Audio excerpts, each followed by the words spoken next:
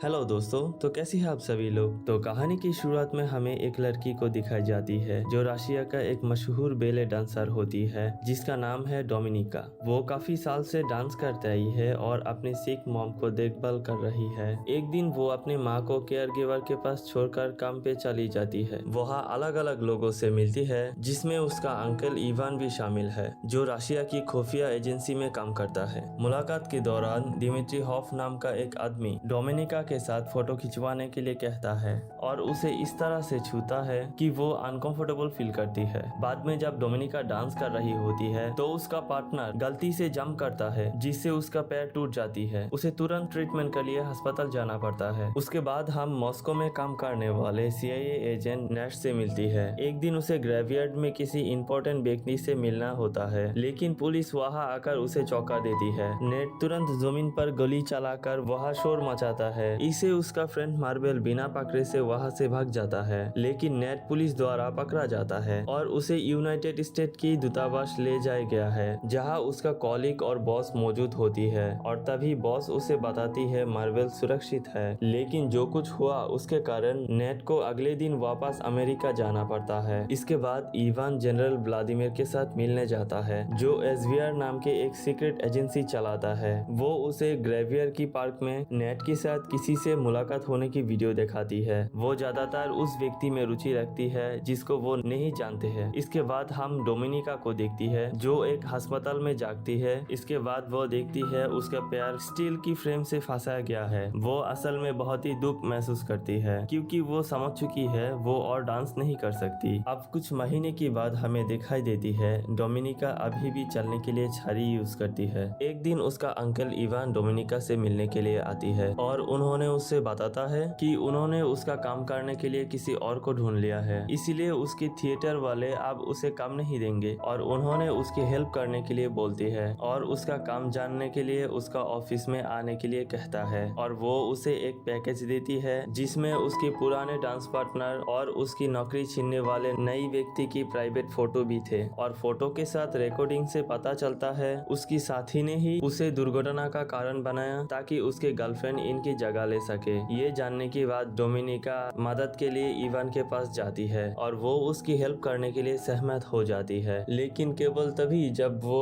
उसका एहसान वापस करे। SVR को पहले ही दिमित्री से गैंगस्टर के बारे में अधिक जानकारी प्राप्त करने की इच्छा है, इसलिए वो डोमिनिका से उसे फ्रेंडशिप करने और इंटीमेट होकर उसकी ट्रस्ट जीतने के लिए कहता है। हालांकि डोमिनिका के पास कोई और ऑल्टरनेटिव रास्ता नहीं था क्योंकि उसके माँ की हॉस्पिटल की फीस बहुत ज्यादा थे। उस रात डोमिनिका होटल में जाती है जहां दिमित्री पहले से ही मौजूद रहता है और ड्रिंक ऑर्डर करती है ताकि वो उसकी नजर में आ सके। जैसा कि उसने उम्मीद की थी, दिमित्री उसके पास चली आती है और उसे पूछती है वो उससे कैसे हेल्प कर सके। वो अपनी मन की इच्छा उसे बताती है कि उसे उनके साथ इंटीमेट होने के लिए कहती है और वो दिमित्री की गार्ड को बाहर छोड़कर एक प्राइवेट रूम में जाती है। थोड़ी देर बाद दिमित्री उसे कपड़े उतारने के लिए कहता है और तुरंत पागलों की तरह इंटीमेट होने के लिए जोर जबरदस्ती करने लगती है और ठीक उसी समय एक व्यक्ति उनकी रूम में आकर उसके गले में तार की फांस लगा देती है और तभी दिमित्री मर जाता है। फिर अनजान व्यक्ति डोमिनिका पर एक कोट फेंकती है ताकि वो अपनी शरीर की ब्लड को छुपा सके और उसे पिछले दरवाजे से निकल लेता है और वो व्यक्ति कॉन्स्टेंटाइन नामक एक SPR की एजेंट निकलता है जिसे इवान ने भेजा था। उसके बाद इवान डोमिनिका के पास आता है और उसे दो ऑप्शन देता है, या तो SVR की एजेंट बन जाए और दिमित्री की हत्या की गवाही बनने के लिए फांसी में लटक जाए और तभी डोमिनिका उनके लिए काम करने के लिए चुनती है।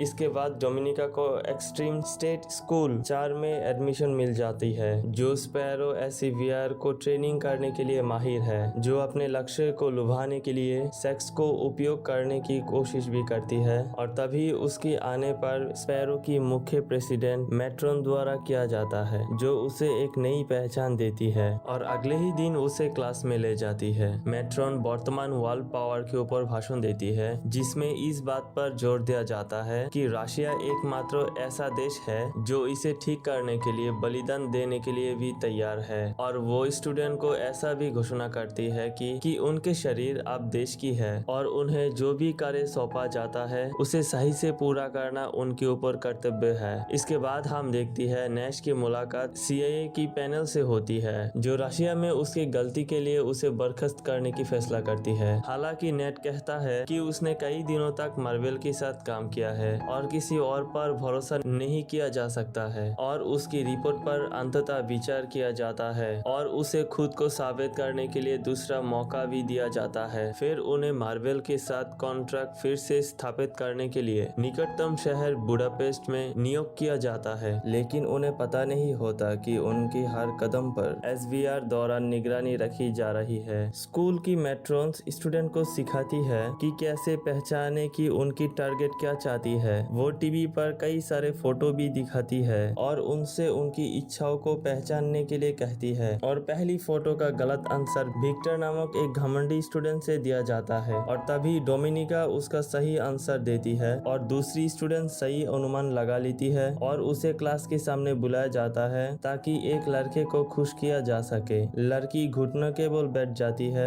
लेकिन वो ऐसा नहीं कर पाते। अगले दिन छात्रों को सैनिकों की स्वागत करने के लिए कहा जाता है जो हाल ही में युद्ध से लौटी है। डोमिनिका एक सैनिकों को चुनती है और उसे एक प्राइवेट रूम में ले जाता है जहां वो बाद में उससे खुश करती है। इसके बाद इस वीडियो को मैट्रॉन और सारे स्टूडेंट के साथ दिखाया जाता है। मैट्रॉन डोमिनिका की इस वीडियो के ऊपर कमेंट करती है और कहता है उसकी टेक्निक अच्छी थी, लेकिन उसने अभी भी खुद को समर्पित करना नहीं सीखा है। इसके बाद डोमिनिका शावर ले रही होती है, तभी विक्टर पीछे से आती है और उसके ऊपर हमला करने की कोशिश करती है। हालांकि वो बहादुरी से खुद को पानी की नल से मारकर बचाती है, और इस घटना एक बड़ा हंगामा खड़ा कर देती है और जनरल व्लादिमीर खुद घटना जांच करने के लिए स्कूल पहुंचता है और वो डोमिनिका से पूछती है वो ऐसा क्यों किया, जिस पर वो जवाब देती है वो देश की सेवा करती है, अपनी साथी छात्रों की नहीं। डोमिनिका फिर मैट्रिन की सवाल जवाब देती है कि उसे फ्रीडम चाहिए। ये व्लादिमीर को अच्छा लगती है, इसलिए उसे बुडापेस्ट शहर में एक मिशन कंप्लीट करने के लिए नियुक्त करता है। उसका काम होता है नैश का ट्रस्ट हासिल करके मार्वेल की खुलासा करना। वो मिशन के लिए राजी होकर डोमिनिका बुडापेस्ट शहर की तरफ रवाना देती है और साथ ही स्पैरोमाटा के साथ रहने के लिए राजी हो जाती है। फिर वो नैश का पीछा करना शुरू कर देती है और उसी स्विमिंग पूल में जाता है जहां वो अक्सर जाती है, और वो जानबूझकर उसे टकराती है और दूतावास में जाने के लिए अनजान होकर थोड़ी बहुत उसके साथ बातें भी करती है। अगले दिन डोमिनिका फिर स्विमिंग पूल में जाती है, लेकिन वो वहाँ नैश को नहीं देखता है। इसके अलावा उसे पता चलता है कि उसकी ID कार्ड गायब है, और उसे पता चलता है कि नैश को पहले से उसके बारे में पता चल गया है कि वो एक रूसी जासूस है जो मार्वेल की पहचान प्रकाश में आने के लिए कोशिश कर रही है, और वो अपने ऑफिसर को इसकी सूचना देती है और उसकी क्षमता को पहचानता है। ये सुनकर उसकी ऑफिसर उसे डोमिनिका के करीब जाने की अनुमति देता है ताकि वो अधिक जानकारी कलेक्ट कर सके। डोमिनिका दूतावास में जाती है और मार्टा को स्टेफनी बासा नामक एक अमेरिकन राजनीतिक दूत के साथ बात करते हुए पाती है। इसके कुछ ही देर बाद नैश डोमिनिका के पास पहुंचती है और उसके ID लेने के बाद कबूल भी करती है। पूल से उसकी ID लेने के बाद नैश उसके मिशन रिलेटेड सब कुछ जान लेती है और डोमिनिका को पूछती है। ये सुनने के बाद डोमिनिका सब कुछ कबूल कर लेती है। फिर दोनों के बीच एक छोटी सी बातचीत होती है और अगले दिन एक दूसरे के साथ डिनर के लिए मिलने के लिए सहमत होती है। डोमिनिका अपनी अपार्टमेंट में वापस आती है और मार्टा की रूम की तलाशी लेती है, जहां उसे पता चलता है कि मार्टा अगले दिन काम के बाद स्टेफनी से गोपनीय जानकारी खरीदने का काम सौंपा गया है। वो स्टेशन चीफ मैक्स का पीछा करते हुए एक बार में जाती है और उसे मॉस्को में एक अच्छी रिपोर्ट भेजकर उसे और समय देने का अनुरोध करती है ताकि वो उसके अधूरे काम कर सके। डोमिनिका उसे मारने के लिए उकसाती है। अब जब उसकी हरकत कैमरे में कैद हो जाती है तो वो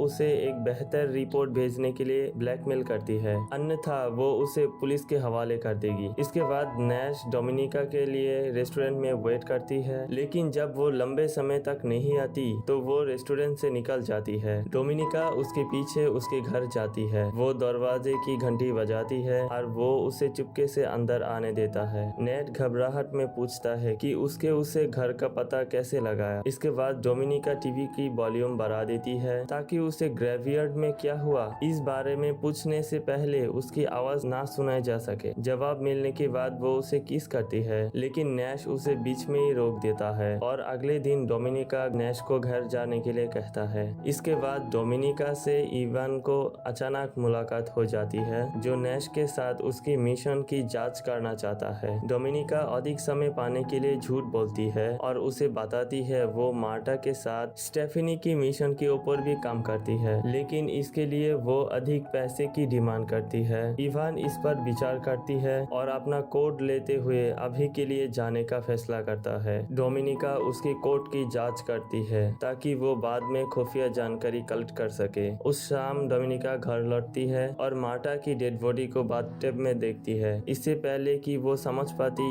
यहाँ क्या हुआ, कॉन्स्टेंटाइन पीछे से आती है और उसकी गर्दन पकड़ लेती है और वार्निंग देता है कि ऐसा ही होता है जो मिशन को खुलासा करता है। इस बीच नैश उसकी बॉस से मार्वेल की नए संदेश के बारे में बताती है, जहाँ खुलासा होती है कि डोमिनिका एक चिट्ठी है। हालांकि नैश की ऑफिसर ने डोमिनिका को खतरे के रूप में देखती है। नैश का मानना है कि वो अभी भी एडमिशन होने का उपलब्ध है। इसके बाद अगली शाम वो डोमिनिका को अपनी अपार्टमेंट में लेकर आती है और बताती है कि वो उसकी असली पहचान जानती है। डोमिनिका बदले में अपनी स्टोरी बताती है और इस बात पर जोर देते हुए कहती है कि उसकी एकमात्र चिंता उसकी माँ की सुरक्षा। ये सुनने के बाद नैश उसे डबल एजेंट बनने का ऑफर देती है, बदले में उससे सुरक्षा देने का ऑफर भी करती है। इस पर विचार करने के बाद डोमिनिका पूछती है कि क्या वो उस पर भरोसा कर सकती है। वो उसे कहती है कि हाँ, कर सकते हो। इसके बाद वो दोनों सोफा के ऊपर इंटीमेट होने लगती है।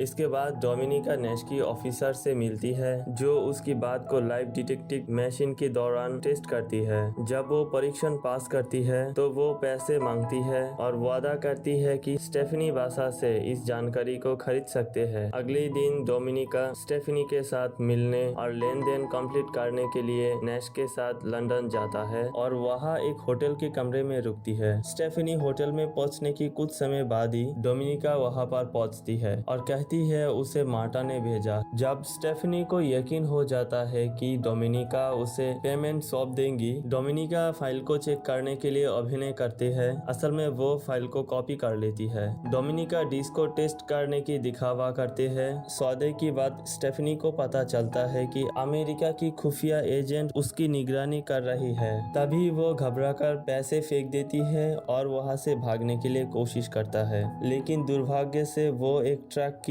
एक्सीडेंट में मारी जाती है। पूरी घटना को देखते हुए रशियन एजेंट मानती है कि उनकी मिशन के साथ समझौता किया गया है और उन्हें ये भी संदेह है कि डोमिनिका और नैश भी इसमें है, जिन्होंने अमेरिकन को सूचना दी। इसलिए दोनों को वहां लौटने पर मॉस्को आने के लिए आदेश किया गया है। इवान डिस्क जब्त कर लेता है और डोमिनिका और मैक्स को पकड़ लेता है। उनकी निर्दोष होने के विरोध करने के बावजूद उनको कई दिनों तक भयानक टॉर्चर करती है और मैक्सिम को भी मार दिया जाता है। हालांकि डोमिनिका डबल एजेंट होने के बाद इनकार करती है और उसमें अटल रहती है। आखिरकार इवान उस पर विश्वास करना शुरू कर देता है और उसे वापस जाने की अनुमति देता है। इसके बाद बुडापेस्ट में मार्वेल की पहचान निकालने के लिए डोमिनिका नैश के साथ फिर से मिलती है और उसके साथ उसके घर पर एक हसीन रोमांटिक रात बिताती है, जहाँ पर वो दोनों एक दूसरे के साथ आलिंगन भी करती है।